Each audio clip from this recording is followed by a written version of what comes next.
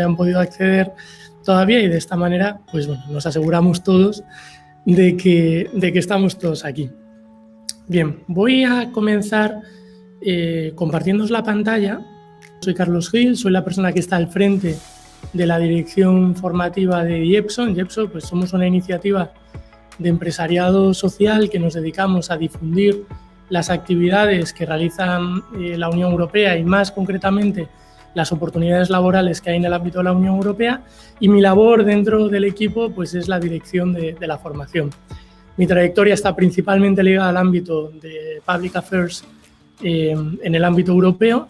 Y bueno, no, tampoco os quiero aburrir demasiado con mi trayectoria académica, pero bueno, soy de esas personas que pues empezaron su carrera a final de los años 2000 y que ha estado encadenando un estudio tras otro y que todos ellos han estado relacionados principalmente con el derecho administrativo y sobre todo también con el ámbito europeo. Si queréis tener un poco más de información sobre mí, podéis ir tanto a mi Instagram como a mi LinkedIn, que es donde normalmente suelo estar compartiendo un poquito más de información sobre las oposiciones a la Unión Europea. Como os decía, soy el director de formación de esta entidad que se llama IEPSO, que, como os decía, difundimos las oportunidades laborales que hay en el ámbito de la Unión Europea, y dentro de la actividad que realizamos pues también nos ganamos la vida ayudando a las personas pues a acceder a la función pública europea. Entonces, al final, bueno, nuestra actividad se resume un poco en esas palabras que os pongo ahí, que os cito de ni más ni menos que Helmut Kohl, cuando hablamos de preservar Europa desde su riqueza espiritual, y nuestra intención es pues, conseguir llevar todas estas oportunidades difundiendo la información a todas las personas que tenemos en nuestro entorno. Simplemente pues para que nos conozcáis un poquito más, pues estas son algunas de las palabras que más nos definen según nuestros candidatos y según la actividad que nosotros también realizamos. Como os decía, principalmente lo que venimos hoy a ver son las novedades que traen la convocatoria, esta convocatoria de Relaciones Exteriores, que está pensada para aquellas personas que queréis trabajar en un ámbito internacional y de la forma más internacional posible, es decir, desplegando los valores de la Unión Europea pues, en todo el globo terráqueo. Fundamentalmente, estas oposiciones son una idea muy interesante que considerar porque se suelen escapar las oposiciones de la Unión Europea un poco pues, a las oposiciones generales que consideramos en España. Como sabéis, en España pues, tenemos un sistema de oposición de corte francés que, bueno, que fundamentalmente es de principios del siglo XIX y poco ha cambiado desde entonces, en el que la memorización y el intentar llevar contigo todos los conocimientos de volúmenes pues es la parte fundamental, mientras que sin embargo el modelo de oposición de la Unión Europea parte más de un modelo escandinavo que surge a través de la nueva gestión pública en los años 40 y que entiende como objetivo priorizar las competencias de los usuarios, que es lo que después ha llevado un poco a cambiar el modelo de oposición a lo que se conoce como concurso de oposición, ¿no? Pero que aquí es elevado a la máxima expresión, porque lo que se buscan sobre todo son candidatos que demuestren sus habilidades. Para preparar estas oposiciones, pues normalmente no es necesario nada más que 2 horas al día durante 5 días a la semana. Esto es lo habitual para aproximadamente en un año y es lo que nosotros hacemos en nuestros itinerarios formativos, pues conozcáis todo lo que tenéis que saber para preparar convenientemente las oposiciones a la Unión Europea. Tienen muchos puntos positivos, entre uno de ellos es la dedicación que le tienes que dedicar y otro evidentemente también, bueno, pues es que las pruebas normalmente se suelen repetir de una a otra oposición y esto al final te permite no solo presentarte a una, sino que, bueno, al final te puedes acabar presentando a varios. Muy probablemente pues estaréis preguntando, jolín, si no tengo que estudiar un temario concreto, ¿cómo me van a evaluar? ¿Cómo yo voy a demostrar que esas son las competencias que yo tengo?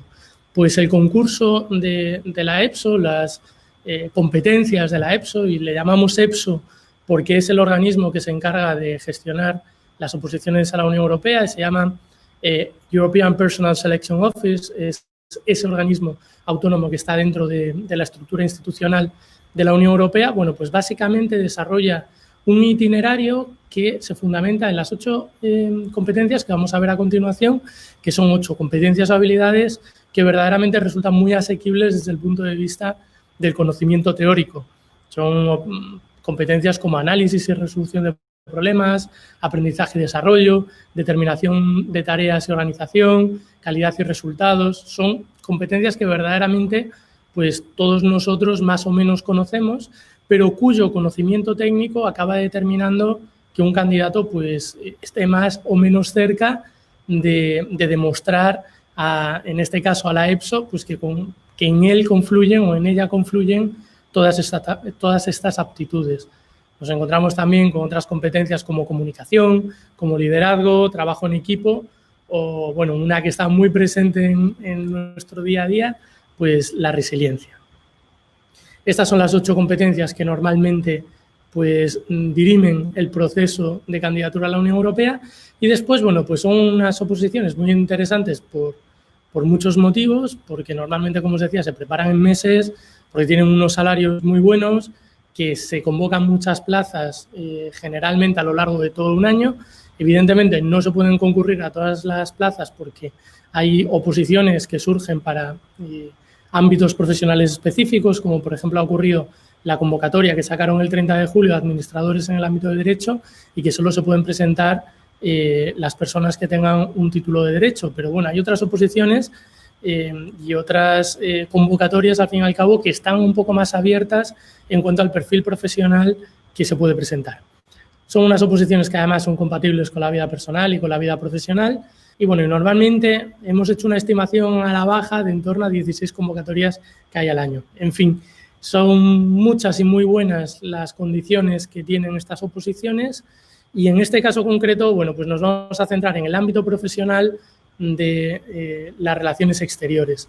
¿Qué es lo que busca esta oposición que fue publicada en el día de ayer? Bueno, pues lo que busca fundamentalmente son personas profesionales, por un lado, que sean, pues, que no tengan excesiva experiencia o, por otro lado, personas que ya hayan desarrollado una experiencia relevante en el ámbito de las relaciones exteriores. Y lo vamos a ver desde esos dos prismas. Pero el core principal, lo fundamental, es esta declaración de intenciones que establece la EPSO, que es básicamente la búsqueda de personas que contribuyan a difundir los valores de la Unión Europea en sus relaciones internas con los Estados miembros y externas para con terceros países, que se contribuya al ámbito exterior y de la política de seguridad común y después, por supuesto, que se cuide muy bien todo lo relacionado con los intereses de la Unión Europea y la proyección hacia el exterior. Estas son algunas de las funciones, este es el núcleo del fundamento de esta oposición y os la he puesto así tal cual porque os voy a poner a vuestra disposición tanto el vídeo como la presentación por si después necesitáis ir a buscar alguna cosa en concreto y también para que esta presentación, que va a ir un poquito cargada en algunos puntos de contenido teórico, os sirva y os sea de utilidad a la hora de dar los primeros pasos en esta oposición. Bueno, en general se convocan 86 plazas, un total de 86 plazas para dos grupos que se han convocado, AD5 y AD7. Para AD5, que es un perfil más junior, como vamos a ver a continuación, pues son 53 plazas las que se van a destinar y a AD7, que es un perfil un poco más senior, se van a destinar 33 plazas. Esto significa que va a haber bastante competencia y están ligeramente por debajo del número de plazas que se convocan en algunos otros procedimientos, normalmente en las oposiciones como esta, que es una oposición de especialista porque busca un perfil concreto, pues suele haber en torno a 100 y pocos plazas, dependiendo un poco del interés y de las necesidades del servicio que tengan las instituciones. Pero bueno, aquí hay opciones, pero evidentemente va a haber que ser de los mejores. En relación al deadline que tenéis para presentar vuestra candidatura, este se establece el día 13 de octubre a las 12 hora de Bruselas, entonces por lo tanto debéis de estar atentos y atentas y yo lo que os recomiendo es que desde ya os pongáis a desarrollar vuestro application form y a rellenar el talent screener y vamos a ver a continuación algunos pequeños detalles y trucos que espero que os sean de utilidad. Como punto fundamental vamos a empezar con la elegibilidad, con el quién puede presentarse a este tipo de convocatorias, y la primera de ellas y requisito fundamental, como se enviaba en el fact sheet, pues es tener esa ciudadanía europea o una ciudadanía de uno de los 27 Estados miembros. Esto determina que os podáis presentar a la candidatura, a esta oposición concreta, y este es un requisito de elegibilidad pleno, es decir, lo tenéis que tener sí o sí. En segundo lugar, es necesario que en el caso de que vuestro país de origen, en este caso entiendo que la mayoría pues somos españoles, en el caso de que vuestro país de origen pues requiera haber realizado servicio militar obligatorio, bueno, pues sería realizarlo. Lo incluyo aquí simplemente porque es un requisito de elegibilidad plena y es conveniente tenerlo en cuenta, ya que me consta también que hay personas de otros países que están participando en esta formación. Y después, por otra parte, es necesario fundamentalmente cumplir con los requisitos específicos del puesto. Ya hemos visto ciudadanía, hemos visto haber cumplido con el servicio militar obligatorio en caso de existir, y hay estos requisitos específicos que vamos a tratar a continuación. En primer lugar, en relación con las lenguas, es necesario tener unas competencias lingüísticas que al menos sea de un C1 en una de las 24 lenguas oficiales de la Unión Europea. Esto es la base para poder concurrir a este tipo de proceso y a esta convocatoria en concreto. Es un patrón que se repite en la mayoría de las distintas convocatorias que hay en la Unión Europea. Un C1 de una de las 24 lenguas. En el caso de que seamos hispanohablantes, pues podemos emplear el español. En el caso de que seamos pues que hablemos italiano, pues podemos incluir el italiano. Es decir, aquí la recomendación es que vayáis con la lengua de vuestro país de origen, la lengua que para vosotros será la principal. Y después la lengua B2, se os exige una segunda lengua con un nivel de conocimiento B2, y la convocatoria establece que necesariamente ha de ser una que sea entre el francés o el inglés. Es decir, esto es un requisito que verdaderamente es necesario cumplir y que debemos de tener bastante cuidado con él, entre otras cosas porque la convocatoria no establece que tengamos que presentar ningún título oficial de conocimiento de estas lenguas en relación con la lengua 1 y con la lengua 2. Vamos a ver después una pequeña contradicción, a mi modo de ver, que hay en la redacción de esta convocatoria en la parte del Talent Screener. Pero para aquí, básicamente, deberíamos escoger lengua 1, nuestra lengua materna, o bueno, si sois bilingües en francés y en castellano, en francés e inglés, pues podréis escoger el francés o el inglés como lengua 1 y la lengua como lengua 2 también el francés o el inglés. Pero lo que sí es necesario es que debe ser una lengua distinta de la lengua que hayamos marcado como lengua 1 y la lengua 2 han de ser estas. Por otra parte, hay un requisito que es importante también, que es el de la formación académica. Y es necesario al menos tener una titulación de 3 años. Una titulación de 3 años, y no se exige que sea un título específico. Por ejemplo, si tenéis un título de turismo, ¿podéis concurrir a esta convocatoria? Sí, no habría ningún tipo de problema. Si tenéis un grado en filosofía, también cabría cualquier tipo de titulación que podáis pensar, siempre y cuando pues entre dentro del esquema universitario de los distintos Estados miembros de la Unión Europea y al menos suponga un ciclo universitario de 3 años. Ahora bien, hay una parte en el Talent Screener, y espero no estar hablando chino para la mayoría de vosotros, de vosotras, hay otra parte en el formulario en el que nos van a dar, va a tener una mejor consideración el que hayamos realizado una carrera, una titulación universitaria que se corresponda con el ámbito concreto de esta oposición, es decir, que tenga una proyección en el ámbito de las relaciones internacionales en sus múltiples variables. Bueno, esto, sin embargo, como os digo, simplemente tened en consideración que es necesario tener esta titulación académica. Y después ya una de las principales novedades, uno de los principales quebraderos de cabeza que trae esta oposición, que es la obligatoriedad de que aquellos que concurran con un nivel AD5 o a un nivel AD5, que es la escala administrativa más baja en el ámbito de los administradores, y aquí os hago un breve paréntesis para deciros que hay principalmente 3 escalas administrativas en la Unión Europea, en la función pública y en los puestos de trabajo en general, que son asistentes secretarios, que es la escala más baja, asistentes, y después está la escala de los administradores. Administradores son aquellas personas que tienen un título universitario. Hasta ahora, pues lo cierto es que no se habían incluido en una convocatoria de 5 una obligatoriedad respecto a la experiencia, y esta pues es la primera vez que tenemos constancia de que algo así ocurre. Por lo tanto, la convocatoria exige que tengáis que demostrar un año de experiencia en el ámbito de la convocatoria. Y esto tiene una complicación extra, y es que esa experiencia en el ámbito de las relaciones exteriores ha de ser remunerada. Por lo tanto, debéis de poder de algún modo justificar que tenéis, que habéis recibido una cierta remuneración por haber realizado una experiencia profesional relacionada con el ámbito de la oposición. A este sentido, bueno, yo os recomiendo que veáis la convocatoria con profundidad, las funciones que se espera que realicéis y esa experiencia profesional, bueno, pues vendrá determinada en cierto modo con la forma en la que podáis argumentar siempre de una forma fehaciente y siempre también de una forma auténtica, pues que tenéis esa experiencia profesional ligada al ámbito de las relaciones exteriores.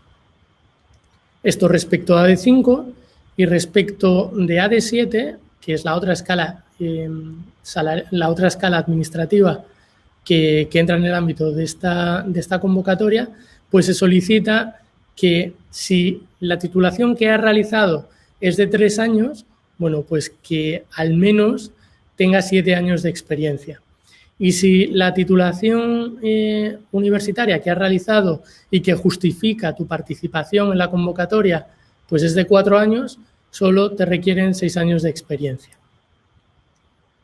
En relación con la experiencia profesional, lo que podemos pensar, lo que considera al menos la convocatoria, lo que nosotros nos debemos ajustar hasta cierto punto, y en todos los puntos, es que tenemos que justificar una experiencia profesional que ha supuesto un trabajo real y efectivo, es decir, un trabajo que se ha realizado y que tenéis evidencias de que para demostrar que ese trabajo pues, es una prestación de servicio o una relación de subordinación en el marco de una actividad laboral o una actividad de prácticas, pero prácticas remuneradas.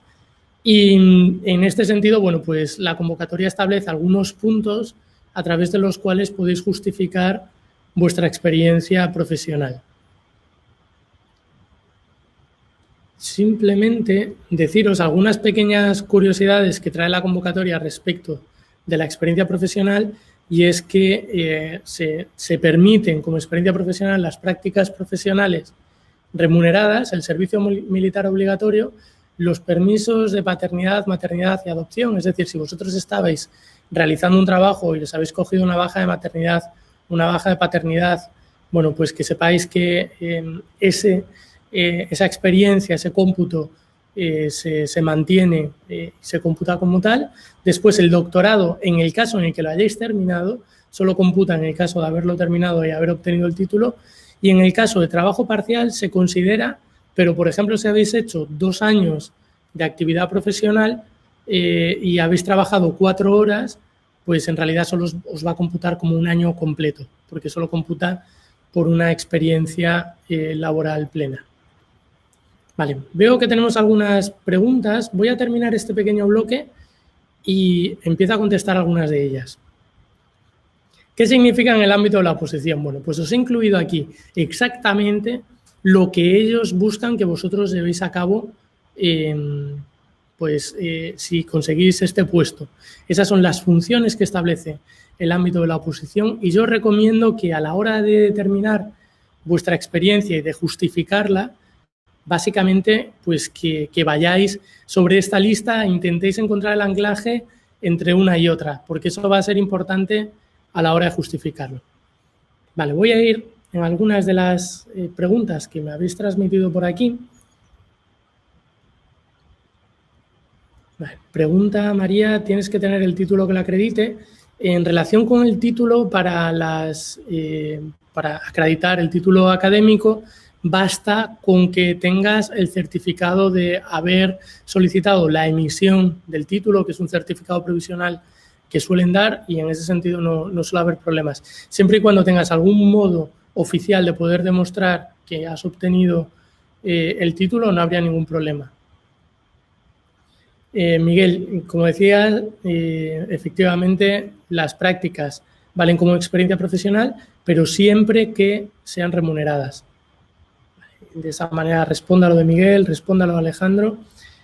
Según dice Marta, si tienes 5 años de titulación académica, bueno, pues en ese caso los que tenemos 5 años de titulación académica, pues la verdad es que nos puede contar un poquito más en el Talent Screener, que es una de las fases del proceso de oposición, pero no se establece que se requiera menos experiencia en el caso de tener 5 años de titulación. Vale, pregunta Carla, perdón. ¿Y si está remunerado por una beca y no la empresa en sí? Bueno, pues hago aquí una pequeña observación, simplemente a efectos legales, para que lo tengáis en consideración. Todo lo que yo estoy diciendo aquí no es más que la interpretación más exhaustiva que nosotros hemos hecho a la convocatoria. Hemos trabajado la convocatoria muy bien, hemos determinado los puntos que son fundamentales, estamos, en cierto modo,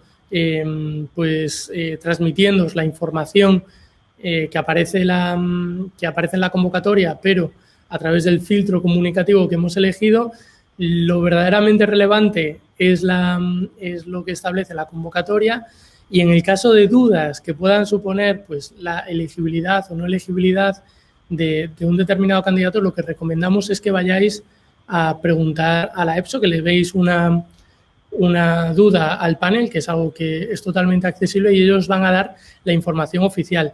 Yo lo que entiendo, Carla, y esto es una opinión personal que trasciende lo que la convocatoria pueda determinar, es que si la remuneración viene por una beca y es una beca que está justificada por el desarrollo de esas funciones, sí debería de ser considerada, o al menos ese es el espíritu que yo entiendo que se sustancia de la convocatoria, y por lo tanto, a priori, yo tengo bastante certeza en ese sentido, ya te digo, siendo una opinión personal, que efectivamente podría computar como experiencia profesional. Ángela pregunta si el máster en AD5 contaría como experiencia laboral. No, contaría como titulación académica, a pesar de que después, una vez más, en el Talent Screener os lo van a dar os van a dar puntos a mayores por el hecho de tener este máster. Nos pregunta Isabel, una publicación sobre temas internacionales se considera dependiendo de si hay algún tipo de vínculo laboral. Por ejemplo, estabas trabajando para el ámbito de una editorial o de una revista de asuntos internacionales, recibías una remuneración por ello. Según se detrae del espíritu de la convocatoria, lo que yo interpreto del espíritu de la convocatoria es que sí se consideraría como tal. Ahora bien, si es simplemente una publicación que has sacado en el ámbito universitario o en el ámbito científico, va a ser considerada como algo muy positivo, pero dentro del Talent Screener, una vez más. Una empresa de seguridad internacional, bueno, pues ahí deberíamos de tener en consideración diversos aspectos sobre hasta qué punto se puede circunscribir dentro del ámbito de la oposición que os comparto en esta presentación.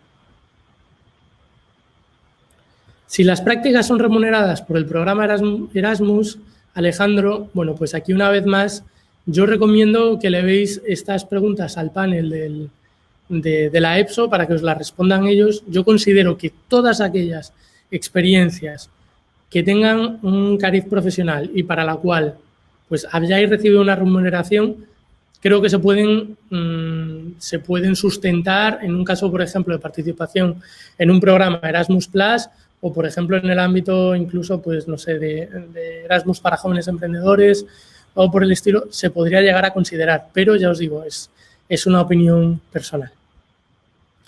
Vale. Pregunta Ian, siendo nativos en español, por ejemplo, no necesitamos acreditarlo en una titulación, ¿no? No es necesario acreditar ni el C1 ni el B2. No es necesario acreditarlos en el marco de elegibilidad para poder participar en la convocatoria. Tenemos aquí otras preguntas. Si se tiene experiencias en Public Affairs en la empresa privada, diplomacia corporativa a nivel internacional, ¿no se considera en el ámbito de la oposición? Bueno, puede tener, efectivamente, depende pues de las funciones que haya realizado y cómo se haya determinado, pues si encuentras un vínculo con las funciones, si es en el ámbito de la seguridad, de la diplomacia corporativa a nivel internacional, bueno, pues parece que tiene grandes visos de que pueda tener relación, ¿no? Julia pregunta, en el caso de un doble grado, que son 6 años, en este caso, en el Talent Screener, una vez más, te lo van a considerar, pero no te va a computar como experiencia profesional. La experiencia profesional, como os digo, es simplemente la relación laboral que podáis demostrar en el ámbito de las funciones que establece la convocatoria y más concretamente, bueno, pues teniendo una remuneración. La acreditación del ámbito de la oposición, en caso de tener experiencia en instituciones, debería de venir de mano de un superior. Normalmente hay varias, de hecho en la convocatoria lo podéis encontrar, hay varios modos de justificar esa experiencia y entre ellos está, por ejemplo, el presentar una nómina, la primera y la última nómina, un informe del superior. Pero bueno, en este caso, ya os digo, recomiendo que lo veáis con detenimiento. Vale, veo que hay muchas preguntas en este sentido, voy a intentar responderlas muy rápida. Julia, trabajo en la OCDE, pero en cuestiones relacionadas con la política o política exterior, creo que sería totalmente pertinente si recibes una remuneración por ello. Sara, ¿qué tipo de trabajo se considera como experiencia válida? ¿Trabajar en una compañía internacional cuenta? ¿Hay algún listado de trabajos que acepten? Bueno, como os digo, buscad el link entre las funciones exactas que realizáis y el ámbito de la oposición que os incluyo en esta presentación. Si las prácticas fueran del MAEC, como no están remuneradas, no cuentan, ¿no? No contarían como experiencia remunerada, pero sí os daría un valor añadido en el ámbito del Talent Screener. Y siento que debo avanzar ya casi hasta el Talent Screener porque es uno de los puntos que probablemente os esté generando más incerteza. Vale, nos dice Natalia, leyendo los puntos que se consideran experiencia en el ámbito de la oposición, se percibe un sesgo muy de haber trabajado ya dentro del SEAE u otro tipo de servicio gubernamental. ¿Creéis que serviría también haber realizado ciertas de estas tareas en un ámbito académico think tank? Sí, definitivamente. Esto tiene, a través de esta diapositiva que yo os incluyo, el ámbito de la oposición, porque es lo que ellos os van a pedir y de ahí se denota el sesgo, ¿no? Es lo que al final ellos buscan que vosotros desarrolléis una vez que saquéis la plaza, pero la experiencia puede ser en ámbitos muy distintos.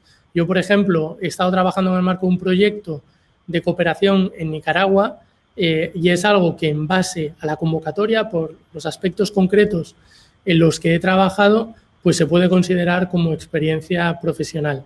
No es simplemente haber trabajado en el SEAE lo que os va a dar un valor añadido. Vale, y Augusto, ¿con un B2 de inglés realmente es posible superar el proceso? Más allá de lo señalado en la convocatoria, me refiero al nivel general de quienes la superan. Gracias. Bueno, pues te agradezco mucho la pregunta, Augusto, porque creo sinceramente que esto es un punto que debemos de tener en consideración, dado que estos son los requisitos de elegibilidad, son los requisitos mínimos. Nosotros en JEPSO lo que recomendamos a todos nuestros candidatos y lo que trabajamos con todos nuestros candidatos también es que al menos acrediten, pues aparte de su lengua materna, un C1 en una segunda lengua e incluso un B2 en una tercera lengua. Nosotros trabajamos normalmente con nuestros candidatos de tener un C1 de inglés y un B2 de francés, alemán, italiano o alguna otra lengua. Esta es mi recomendación. Vamos entonces a avanzar con otra de las partes. Vale, vamos a ver el proceso. El proceso fundamentalmente suele tener una estructura que es la estructura habitual del proceso de oposición Y aquí nos vamos a encontrar con un pequeño elemento que va a ser distinto de lo que vemos normalmente, pero que, bueno, que no nos va a llevar, no va a tener mayor problema. La primera de las fases del proceso, y para mí, y lo digo muchas veces, para quienes ya habéis estado en otras sesiones conmigo, espero que ya no me tildéis de pesado todavía, la publicación de la convocatoria y la candidatura para mí es una de las fases más importantes del proceso, si no la que más. Yo os recomiendo que cojáis la convocatoria que salió ayer publicada y que de hecho podéis acceder a ella a través del fact sheet que os pasé ayer a través de LinkedIn. Pues que vayáis a la convocatoria, casi que os la imprimáis, es mi recomendación, si puede ser con papel reciclado mejor, ¿no? Pero que os la imprimáis, que cojáis un subrayador, que cojáis un bolígrafo y que vayáis extrayendo los aspectos más importantes de la convocatoria, dado que al final señala las reglas de juego y dado que va a ser una ayuda muy importante también a la hora de desarrollar vuestra candidatura. Y desarrollar la candidatura es súper importante porque la van a tener en cuenta a lo largo de las ulteriores fases del proceso. Esta es la primera de las fases del proceso y tenéis, como os dije, hasta el 13 de octubre para poder presentar vuestra candidatura, perdón. En este caso, bueno, pues la candidatura competitiva lleva tiempo, exige esfuerzo, contraste de medios, es una de las cosas que de hecho nosotros trabajamos más con nuestros candidatos porque termina por ser diferencial. Muchas personas, de hecho, leía no hace mucho, que aunque es una publicación que es bastante recurrente, que hay un alto número de personas que presentan su candidatura el último día y, por lo tanto, eso pues puede dar pie a pensar que muchas de las personas que se presentan al final pues no han cuidado un elemento esencial como es la candidatura. Todos acabamos haciendo, y a mí me ha pasado también, pues cuando yo estaba también aplicando a cosas, nada más terminar la carrera, que al final acabas haciendo un poco de refrito de un application, de otro y demás, y aquí lo que buscamos sobre todo es que sea un application de gran calidad para que quien lo reciba sepa exactamente qué es lo que habéis hecho y cuáles son vuestros puntos fuertes. Después de la publicación de la candidatura, bueno, pues básicamente todas aquellas personas que hayáis enviado la candidatura en tiempo y forma, vais a ser invitadas a realizar lo que se conoce como los que se conocen, como son los test de preselección, que entran dentro de la fase de preselección. Y aquí os vais a encontrar principalmente con 3 tipos de ejercicios específicos. Vais a tener un ejercicio de razonamiento verbal, que son 20 preguntas a resolver en 35 minutos. Vais a tener, por otra parte, un test de razonamiento numérico con 10 preguntas a responder en 20 minutos y un razonamiento abstracto que vais a tener que responder a 10 preguntas en 10 minutos. En la parte derecha de la tabla podéis ver la puntuación mínima. 10 sobre 20 para el razonamiento verbal y un 8 sobre 20 para la suma de razonamiento numérico y razonamiento abstracto. ¿Vale? Esto es la puntuación mínima. Esto es lo mínimo que debéis de obtener pues, para pasar el proceso. ¿Por qué? Pues porque puede ser que obtengáis un 20 sobre 20 en razonamiento verbal y después en la suma de razonamiento numérico y de razonamiento abstracto, pues sacáis un 7. Si la media, si la nota de corte ha quedado muy baja, estaríais igualmente, imaginaos que la nota de corte hubiese quedado en un 25, que yo francamente pienso que sería muy extraño que quedase un punto tan bajo.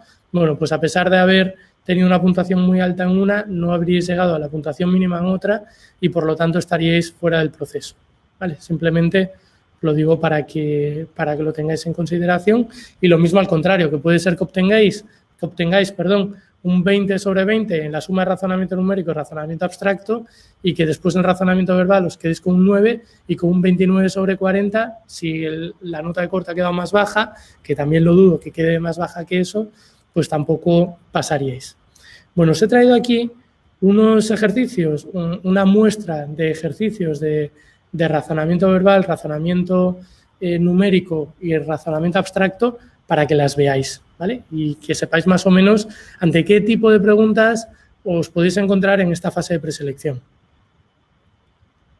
Esta es una tradicional pregunta de razonamiento verbal que básicamente consta de un enunciado en el que os exponen una situación y a continuación, bueno, pues os hacen una pregunta y tenéis que determinar cuál de las respuestas que se ofrecen como alternativas es válida o cuál incluso es la más correcta de entre las distintas opciones. Es simplemente, bueno, para que lo tengáis en consideración y que veáis que en esta parte de fase de preselección os encontraríais con un ejercicio similar a este, pero bueno, uno que en realidad serían 20, ¿vale? Después, un ejercicio de razonamiento numérico básicamente se corresponde con un ejercicio parecido a este, en el que tenéis fundamentalmente pues, un título, una tabla, tenéis la tabla con mucha información, mucha, que básicamente lo que hace pues, es hasta cierto punto descentraros, y después tenéis un enunciado que establecen pues, fundamentalmente qué es lo que os están preguntando y las respuestas alternativas. En este caso, como os decía, pues tenéis que responder a 10 preguntas en un plazo máximo de 20 minutos. Por lo tanto, tenéis 2 minutos para resolver los ejercicios. Y después, en el examen, como última parte del examen, os vais a encontrar con un ejercicio de razonamiento abstracto, que es un ejercicio como este, en el que tenéis una serie de figuras en unos diagramas, os exponen pues, cuál es la secuencia que va siguiendo el diagrama. Pues, por ejemplo, aquí vemos que la primera figura, pues ese semicírculo que vemos en el primero está a la derecha, en el segundo está a la izquierda, en el tercero está arriba, en el tercero está a la derecha, en el segundo está a la izquierda. Es decir, es probable que dentro de esta secuencia se haya sido derecha, izquierda, arriba, y vemos que el cuarto es derecha y que el quinto es izquierda, pues muy probablemente el sexto vaya a ser arriba. Y veis también, bueno, pues que van cambiando el color de la estrella que hay en el centro en base también a una secuencia y tenéis que ir sacando pues cuál es la respuesta que responde a este enigma, ¿no? Tenéis que saber cuál es el sexto diagrama y para esto tenéis 1 minuto. Bueno, como os decía, es importante tener en consideración que quienes obtengan la puntuación más alta en la fase de preselección y se realizará un corte, pues serán las personas que pasen a la fase intermedia. Y tenemos una fase intermedia un poco particular. Y también debemos de considerar que estas puntuaciones de la fase de preselección son puntuaciones eliminatorias. Es decir, una vez hayáis pasado, hayáis superado el corte, si por ejemplo el corte se establece en 32 o en 34 sobre 40, que puede ser una nota realista, pues en este caso ya no se va a considerar, vais a estar en igualdad de condiciones, perdón, una persona que haya obtenido un 40 y una persona que se haya quedado justo en el corte, ¿vale? Simplemente para que lo tengáis en consideración. Esta estimación que he hecho de 32, 40, más o menos, no es una puntuación fija, ni muchísimo menos porque al final estáis en competencia unos candidatos con otros y quienes obtengan una mejor puntuación son aquellas personas que van a poder, pues van a poder clasificarse para la fase intermedia, que es el Talent Screener. Y me refiero al Talent Screener como una fase intermedia porque normalmente el Talent Screener es la fase intermedia, pero la convocatoria aquí nos sorprende con un paso intermedio entre el test de preselección y el Talent Screener, que es una comprobación. Es decir, todas aquellas personas que hayan pasado la nota de corte, antes de ir al Talent Screener, se les va a determinar si son elegibles o no, si reúnen los requisitos esenciales de la convocatoria y por lo tanto, su perfil en el Talent Screener es evaluado. Y una vez pues, se prueba que tenéis los funcionarios, en este caso, que estén revisando el expediente, pues que comprueben que efectivamente cumplís con los requisitos, bueno, pues pasáis al Talent Screener. ¿Y qué es el Talent Screener? Ya os lo he dicho, os he hablado del Talent Screener muchísimas veces y no os he dicho exactamente qué es lo que es. Bueno, pues el Talent Screener es una herramienta o es un proceso que utiliza la EPSO básicamente para determinar qué candidatos son los que tienen un mejor perfil para cubrir las funciones o las tareas que establece la convocatoria. Básicamente aquí lo que se va a hacer va a ser evaluar lo que vosotros hayáis hablado sobre vosotros mismos en un apartado del Application Form. El Application Form, y de hecho, no os lo digo, os lo enseño. Pues si vais a la página web de la EPSO os vais a encontrar arriba a la derecha un apartado que pone que podéis hacer el login para la cuenta de la EPSO, que es un requisito previo que debéis de tener antes de concurrir a cualquier tipo de oportunidad laboral que pueda ofertar la EPSO. Una vez tenéis vuestra cuenta activa, lo que debéis hacer es ir a la sección de Job Opportunities y aquí os van a aparecer las distintas oportunidades, tanto pues, de oposición, que son estas de aquí, como otras que están más abajo, y si pulsáis sobre ella, por ejemplo, vamos aquí a AD5, administradores en el ámbito de las relaciones exteriores, le dais a Apply, una vez más vais a tener que hacer el login y ya os va a llevar a la Application Form. Tenéis distintos campos que debéis de cubrir. Tenéis Registration Data, My Profile, Motivation Strengths, Eligibility, y aquí os vais a encontrar algo que normalmente pues, en convocatorias generales no se encuentra, que es el Talent Screener. ¿Vale? En Talent Screener podéis ver una serie de preguntas que tenéis que responder en el momento en el que realizáis vuestra candidatura. Y yo os recomiendo que aquí le dediquéis mucho tiempo y que seáis muy claros respecto de la información que incluís. Ya os digo, cuando hablo del Talent Screener se ubica exactamente en esta página. Retomamos donde estábamos en relación al Talent Screener. Básicamente, como se puntúa el Talent Screener es en cada una de las preguntas que habéis visto, pues se les va a asignar una ponderación. Es decir, hay 8 preguntas, muy concretamente en el Talent Screener, a cada una de ellas se les va a dar pues, un determinado peso, un determinado valor, y después, respecto a la información que vosotros hayáis incluido, hayáis volcado dentro de ese Talent Screener, pues os van a dar una puntuación que, dependiendo del Talent Screener, hay veces que se quedan en 3 puntos y hay otras veces que dan hasta 4 puntos. Por tanto, podéis obtener entre 1 y 4 puntos. Esta parte de la candidatura, a pesar de que tenéis en el Application Form la opción de optar por una u otra lengua, podéis rellenar el Application Form en la lengua 1 o en la lengua 2, necesariamente esta parte del Talent Screener ha de ser respondida en la lengua 2. Por lo tanto, si seleccionáis como lengua 2 el inglés o el francés, debéis de tener en consideración que la vais a tener que rellenar en una de esas 2 lenguas. Bien. ¿Qué preguntas son las que se incluyen en el Talent Screener? Y voy a intentar ir bastante rápido en esta parte porque son varias las preguntas, pero yo creo que era muy interesante que vosotros las vieseis pues para determinar si es una convocatoria para la cual tenéis cierta potencialidad, porque al final, bueno, se trata de que consigáis justificar también ya no solo que tenéis ese año de experiencia o que tenéis esos 6 años de experiencia, sino que la información es relevante. La información que proporcionéis es relevante, vuestra experiencia es relevante. Como os decía, se van a puntuar especialmente cuando vosotros pongáis en vuestro Application Form si la titulación académica que os habilita para participar en esta oposición tiene algún tipo de relación con algunas de estas que os incluye a continuación, como son relaciones internacionales, estudios internacionales, International Affairs, Studies on Global Issues.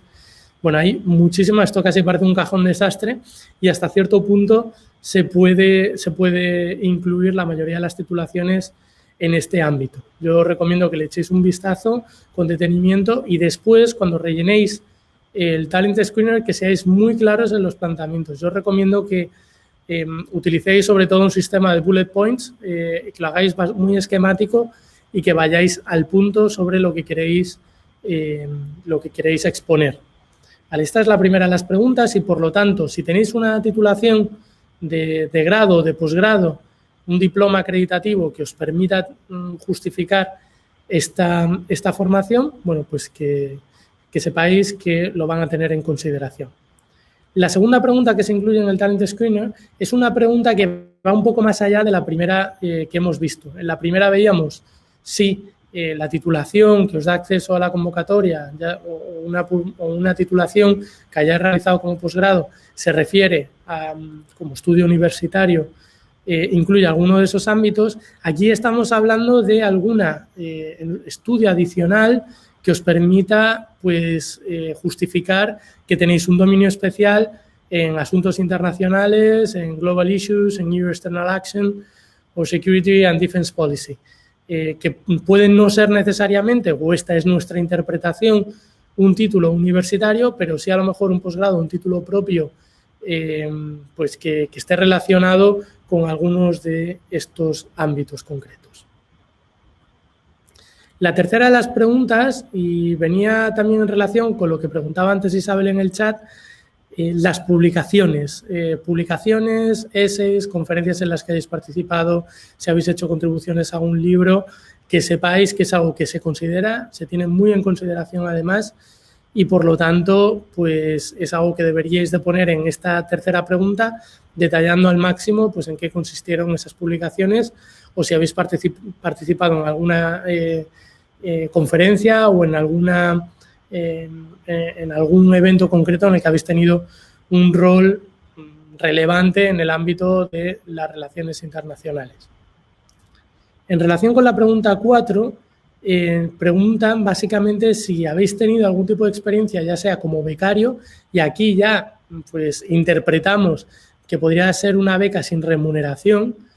Después también, si habéis estado como junior professional o algo parecido, en alguna administración pública, en algún sector privado, en la sociedad civil o en algún stakeholder que tenga algo que ver con el ámbito de las relaciones exteriores. Y aquí caben muchas de las cosas que me habéis preguntado antes, siempre que tenga esta perspectiva de la que nosotros estamos hablando y siempre que esto se haya realizado en la sede de un país que no sea de la Unión Europea o en alguna oficina de delegación. Por ejemplo, os ponía antes como ejemplo que yo estuve trabajando en el ámbito de un proyecto en Nicaragua, en el ámbito de la cooperación, por lo tanto sería algo pertinente que poder incluir.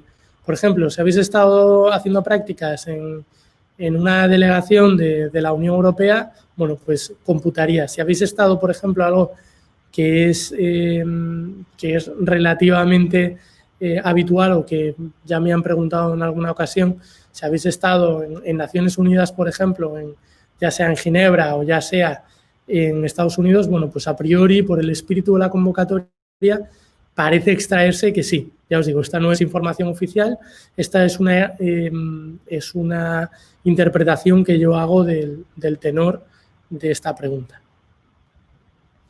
Bueno, la sexta pregunta se refiere a tareas específicas que hayáis realizado en algún ámbito concreto, ya sea pues viendo la evolución, el seguimiento de un país, si habéis hecho pues briefings, si habéis hecho policy analysis, si habéis hecho bueno, pues multitud de estudios que pueda haber en el ámbito de las relaciones exteriores.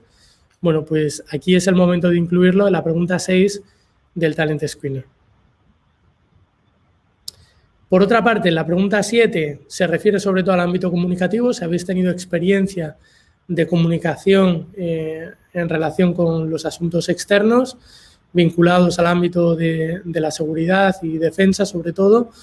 Y aquí, bueno, pues habla de haber escrito, por ejemplo, pues los discursos de algún superior jerárquico, de haber trabajado en el ámbito pues de redacción de notas de prensa, en redes sociales y demás. Y de hecho, a este efecto, debo deciros que muy pronto vamos a publicar una entrevista que hemos realizado, bueno, realizamos entrevistas para difundir un poco pues, las oportunidades de prácticas que hay en la Unión Europea a una chica que se llama Fanny Merino y que justo estuvo desarrollando este tipo de prácticas de comunicación en una delegación de la Unión Europea. Así que si todavía no tenéis esa experiencia y os interesa, pues manteneos atentos y ya veréis que va a ser una entrevista muy interesante porque habla de cómo fue su proceso y de cómo fue pasando pues, las distintas fases. Y después, por último, la octava pregunta del Talent Screener se refiere a si tenéis conocimiento de algunas de las lenguas que se establecen ahí. Están el inglés, el francés, el portugués, el español, el árabe, el mandarín o el ruso. Llama un poco la atención que, por ejemplo, no se incluya el alemán, pero bueno, según ha trascendido, pues esto se debe a que están buscando pues, el mayor dominio de las relaciones exteriores y de cómo esas lenguas pues interactúan a lo largo del mundo. En este caso concreto, sí que debéis detallar lo máximo posible cuál es vuestro conocimiento, cómo lo habéis adquirido y presentar evidencias que verdaderamente permitan determinar que, por ejemplo, tenéis un conocimiento de portugués o que tenéis un conocimiento de mandarín, entre otros. Bueno, esta es la octava pregunta que cierra el Talent Screener. Quienes obtengan las mejores puntuaciones en el Talent Screener, y es 3 veces más el número de vacantes de las convocatorias, es decir, van a pasar al centro de evaluación 3 veces 86, ¿vale? Entonces, debéis de tener en consideración que van a estar en 200 y pico personas que van a pasar al centro de evaluación. Y el centro de evaluación básicamente es la penúltima fase del proceso y fundamentalmente se compone de una serie de pruebas que generalmente se realizan en Bruselas o en Luxemburgo. Y digo generalmente se realizan en Bruselas o en Luxemburgo porque la situación actual del COVID, bueno, pues está generando que la EPSO más que nunca tenga que estar pues al tanto ejerciendo como ejemplo de la competencia resiliencia. Y de hecho se está hablando, no es información oficial todavía y no sabemos si efectivamente va a ser así, se está hablando de la posibilidad de que las personas hagan la fase de preselección, incluso la fase del centro de evaluación, ya sea desde su casa, la fase de preselección, y el centro de evaluación en alguno de los centros Prometric que hay en toda Europa. Pero bueno, ya os digo, esto no es información oficial, es simplemente, bueno, pues algunas de las cuestiones que se han elevado y que pueden ser anunciadas próximamente. Bien, y después, quienes consiguen pasar el centro de evaluación, disculpadme porque no os lo he dicho, básicamente las pruebas que os vais a encontrar en el centro de evaluación se dividen en 2 bloques.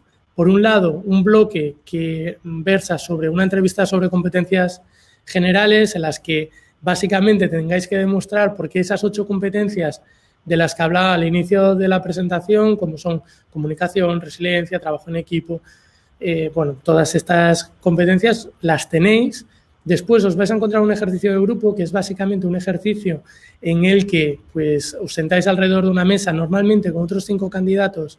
Cada uno de vosotros tenéis un rol y tenéis que interactuar unos con otros pues para generalmente resolver una determinada situación, que por ejemplo puede ser pues una negociación en el marco internacional, una negociación con Estados miembros de la Unión Europea.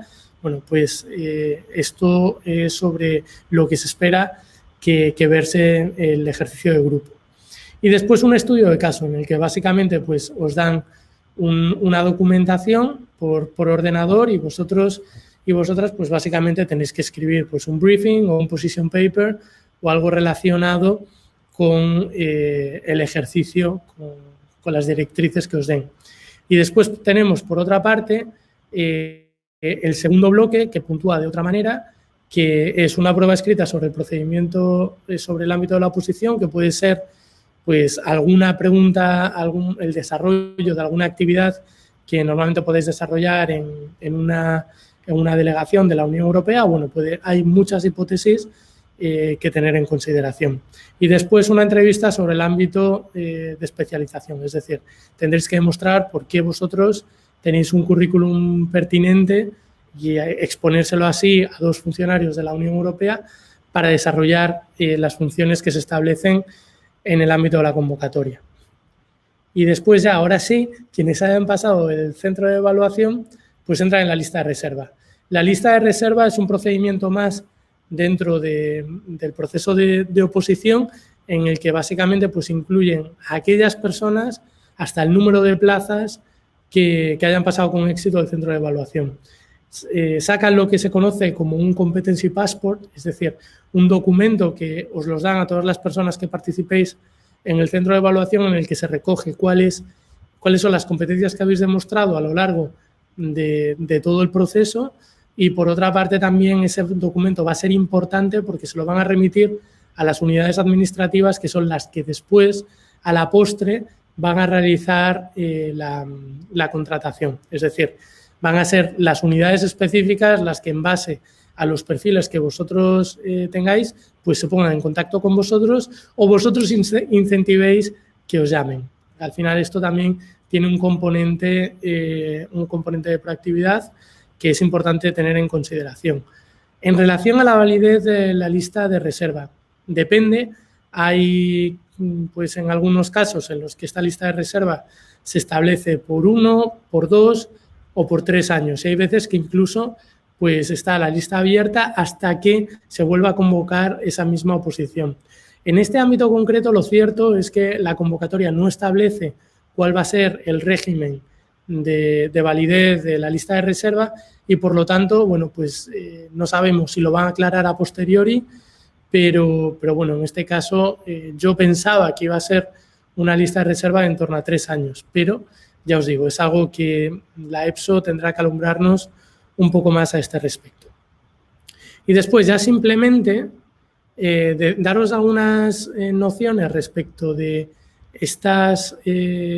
respecto de la preparación de estas oposiciones, por si os sirve de utilidad, y es que básicamente hay muy poquito tiempo para prepararlas, ya que nosotros estimamos más o menos que los exámenes serán primera semana de noviembre aproximadamente, esa es la porra que tenemos nosotros, y básicamente, bueno, pues lo que requiere es un gran esfuerzo, una dedicación mayor a la que normalmente recomendamos, con el objetivo claro de esa fecha más o menos haber intentado maximizar todo lo posible. Por lo tanto, yo os recomiendo que os pongáis ya cuanto antes, que os pongáis un objetivo, que intentéis cumplirlo todos los días. Esto no es darse un atracón el día antes del examen, es tener una cierta constancia y tener, bueno, pues un patrón de trabajo diario y con un cierto seguimiento. Asimismo, también trabajar con buenos materiales es clave, es fundamental. Y después también conocer el aspecto metodológico de las pruebas en nuestra experiencia. Es este aspecto metodológico el conocer, pues, por ejemplo, cómo optimizar los tiempos en razonamiento verbal, en razonamiento numérico, en razonamiento abstracto, que va a ser al fin y al cabo una de las claves principales de esta oposición. Bueno, pues es algo que os puede ayudar a tener un mayor éxito en esta convocatoria. Nosotros, independientemente, bueno, pues de que estamos encantados de compartir con vosotros toda esta información en este webinario, nosotros hemos lanzado un itinerario que de hecho ya tenemos activo en nuestra página web, que es un itinerario personalizado pues para trabajar esta convocatoria de aquí a la primera semana de noviembre aproximadamente. Y básicamente lo que incluye es lo que se establece en pantalla, 20 horas a la semana más o menos de dedicación que vais a necesitar tener. Os vamos a dar un taller de preparación de candidaturas, ya que es uno de los elementos axiales, como se estaba trasladando anteriormente. 2 sesiones a la semana a distancia, es decir, en grupos reducidos, pues vamos de máximo 7 personas, pues se van a explicar los distintos componentes metodológicos de las pruebas, pues para sacar el máximo rendimiento. Os vamos a proporcionar 3 simulacros de examen a la semana, son muchos, pero entendemos que a nosotros nos gusta trabajar con más tiempo, pero bueno, dado lo próximo que está el cierre, es fundamental apretar ahora.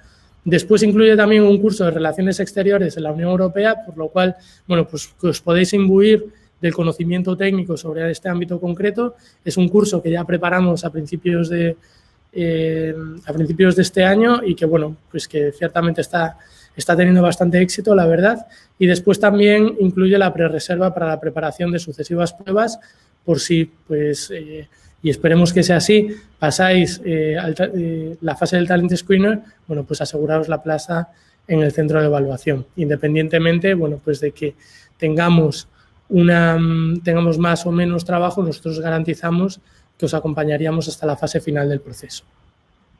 Este curso, como os decía, ya está publicitado en nuestra página web, lo podéis ver este es un print de nuestra página, y después queríamos tener un detalle con todos vosotros y vosotras por habernos acompañado hoy aquí, y es básicamente un descuento de 60 € en la matrícula que tendréis disponible hasta el día 13 a las 23:59 y que podéis obtener simplemente, bueno, con el código que os incluyo ahí, todo en mayúsculas.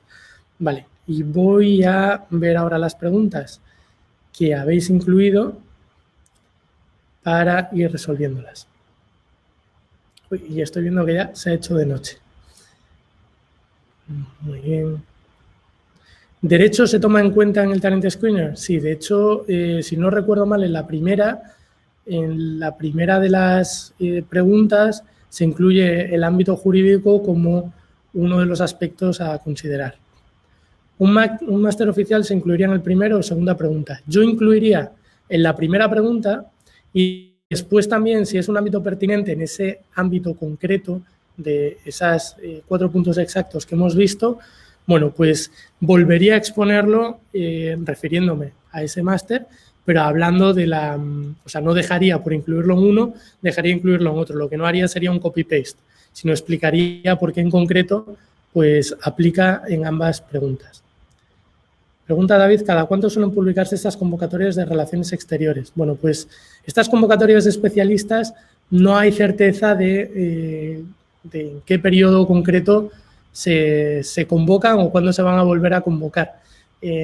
No es una convocatoria de las recurrentes, como por ejemplo administradores generalistas, que normalmente, y digo normalmente porque este año ha sido una excepción, normalmente se convoca todos los años, sabemos más o menos por qué fechas se va a convocar y tenemos esa previsión. En relaciones exteriores, derecho y demás, depende un poco de las necesidades del servicio que tengan las instituciones y eso pues termina por publicarse pues con unos meses de antelación, se hace un preanuncio de la convocatoria y es como el punto de partida para ponerse a tope con esa convocatoria. Vale. Pregunta Natalia, en la pregunta de Additional Studies, ¿se podrán incluir cursos de formación? Bueno, ya os digo, esto no es una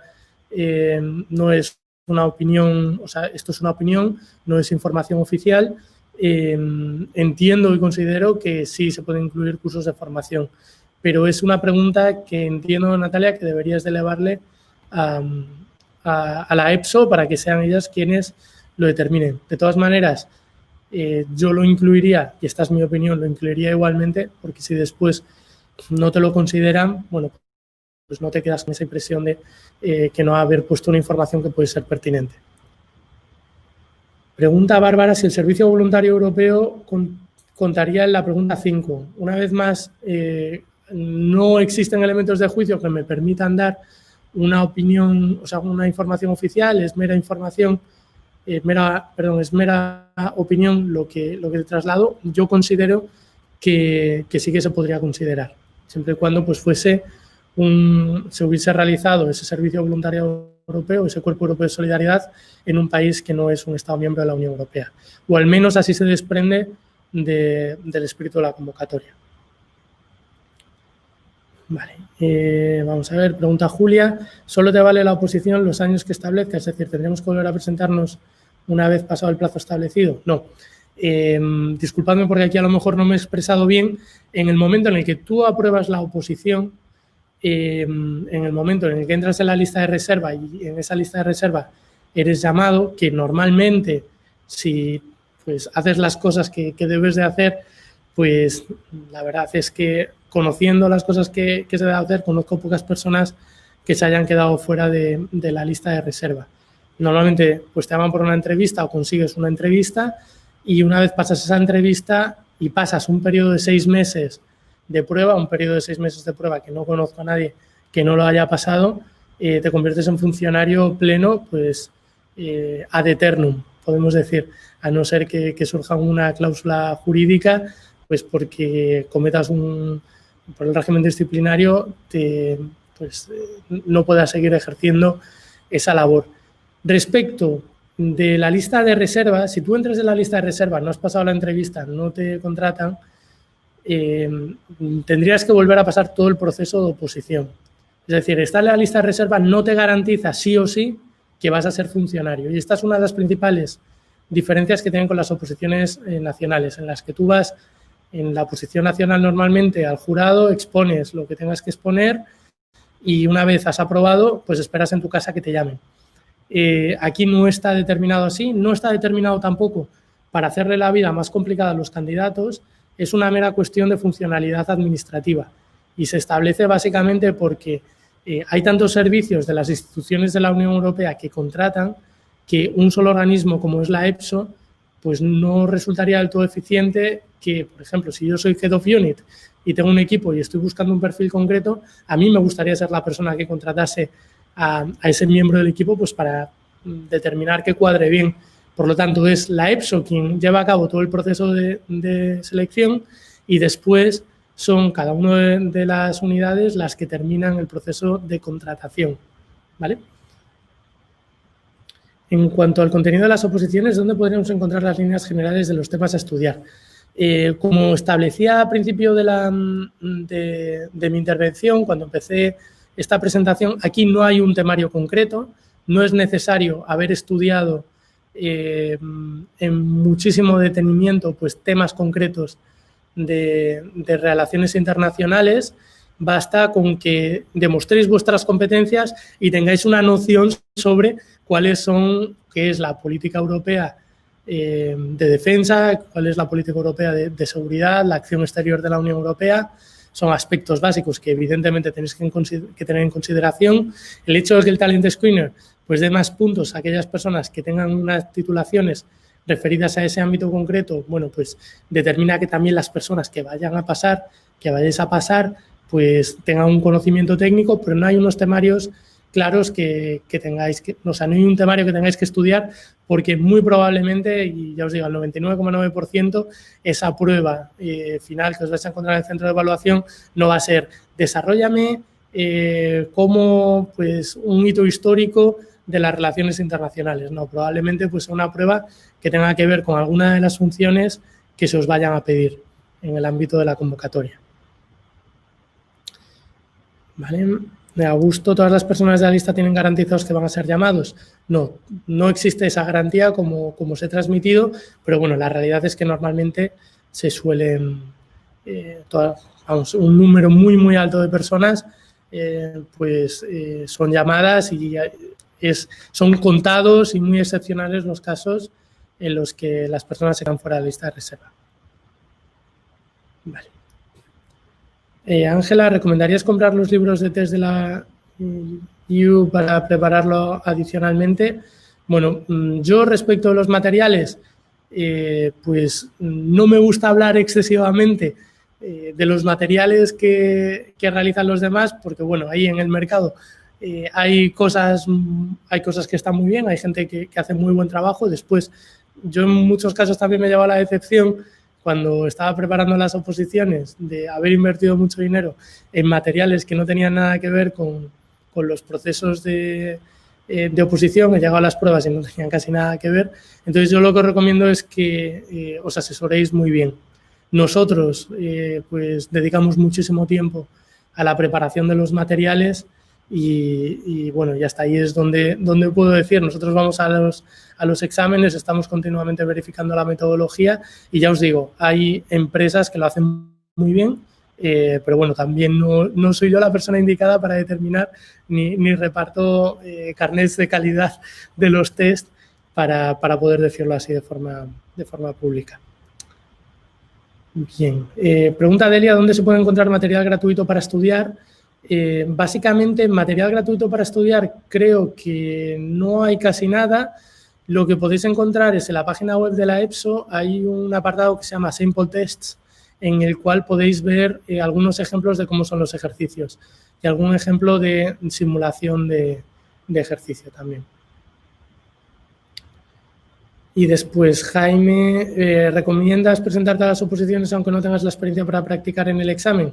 ¿O puede ser perjudicial en algunas circunstancias? Bueno, yo recomiendo cumplir con todos los requisitos de la convocatoria, como no podía ser de otro modo, y después, bueno, pues ya las decisiones son personales. Yo considero que es necesario cumplir los requisitos que establece la convocatoria, aunque después, bueno, pues en el caso en el que tú decidas hacer eso, pues evidentemente no va a tener gran trayectoria lo que vayas a realizar, porque incluso si lo pasas después en la comprobación, pues irías a quedar fuera.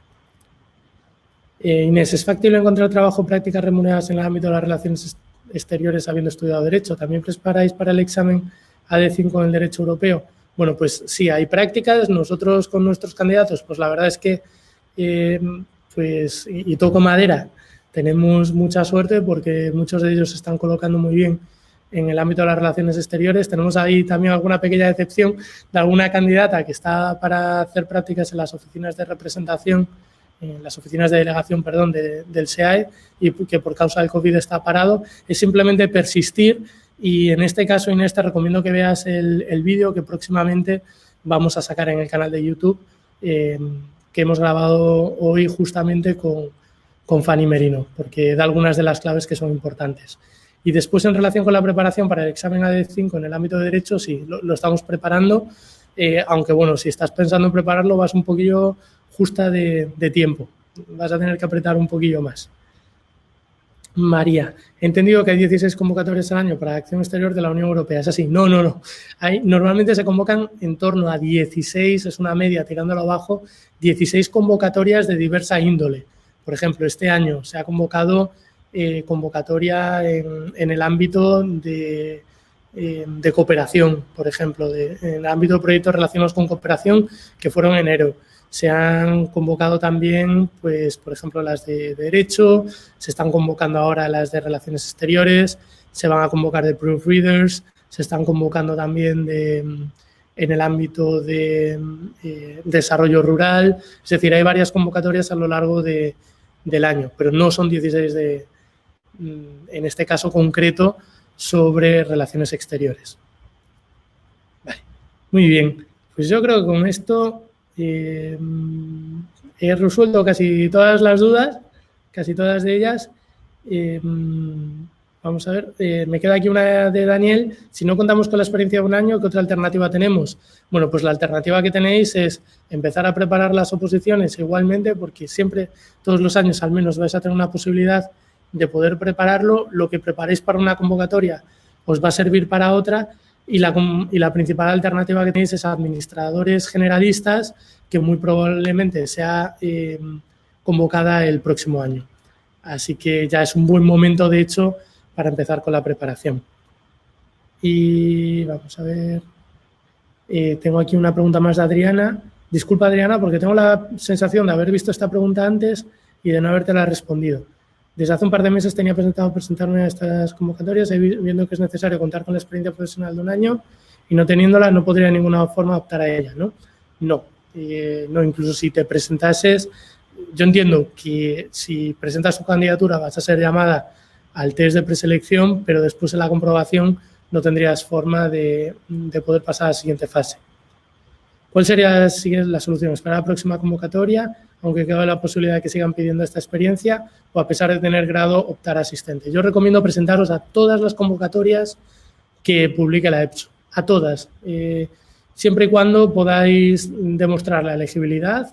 Id a todas, asistentes, administradores, porque al final todas las experiencias que tengáis es buena y al final, como podéis ver, si hacéis un poco de seguimiento respecto a las convocatorias, las pruebas son las mismas. En el ámbito de Derecho a la Unión Europea hay razonamiento numérico, verbal y abstracto igualmente.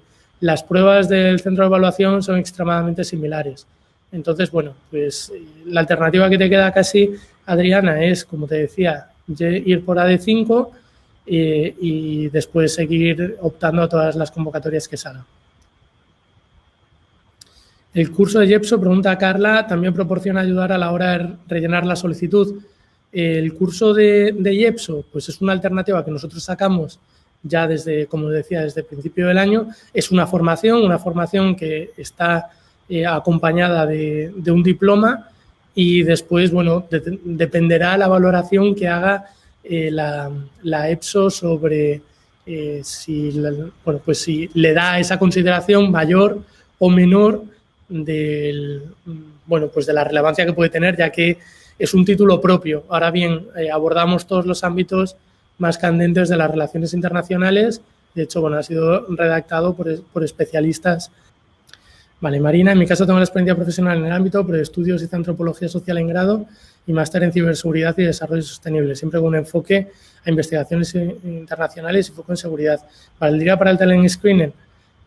Yo creo, Marina, que es una formación totalmente pertinente, así que te recomiendo que lo pongas y que detalles todos estos aspectos. Porque a pesar de que a lo mejor en la pregunta 1 pues no vas a tener una puntuación súper alta por tener antropología, sí que es cierto que después puede darte, en la pregunta 1, si incluyes esos datos que son importantes como posgrado, pues te van a contar, y en la segunda pregunta también. Pregunta María, ¿cómo podemos estar al tanto de nuevas convocatorias? A través de la página web de EPSO, fundamentalmente va publicando las distintas novedades que hay y después, pues, por supuesto, recomiendo que estéis al tanto de nuestras redes sociales, que podéis ver ahí. Estamos principalmente activos en LinkedIn, en Instagram, en Facebook y en Twitter. Sobre todo también no aparece ahí en YouTube, y en Instagram y en LinkedIn estamos siempre publicando novedades sobre las distintas convocatorias que salen. Delia, ¿cómo se llama el curso IEPSO para preparar la oposición de Derecho? Puedo encontrarlo en la página web de IEPSO.